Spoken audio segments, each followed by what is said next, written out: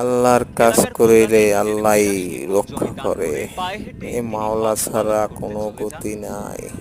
দেশে এ ফিরে শেষ মাওলাই নিঃশ্বাস সব ত্যাগ করতে করলেন পারে। পরিবারের লক্ষ্যমাত্রা পৃথিবীর মানুষ সম্পন্ন করেন তার পরবর্তীতে ১৯৭৪ সালে তিস্তা সেচ প্রকল্পের আওতায় খাল খনন করা হয় স্থানীয় বাসিন্দারা সেসময় কবরটি স্থানান্তরে চেষ্টা করা হলেও ব্যর্থ হয় সংশ্লিষ্ট কর্তৃপক্ষ সেই থেকে ৫ বছর অবরুদ্ধ হয়ে গেছে খালের কাজ। দীর্ঘ সময় ধরে খালের পানি বাড়লেও ভেসে থাকে কবরটি। তা আমরা যখন ছোটবেলায় এখানে গোসল করতাম, তা আমরা দেখতাম যে এই কবরটা ভেসে উঠতো একবারে।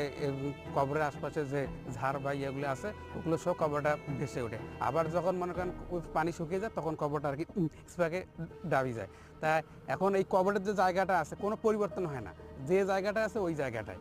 তাই এটা এখানে অনেকে অনেক বিষয় নিয়ে এখানে আসে এবং অনেক মিডিয়াও এখানে আসে ইয়ে করছে।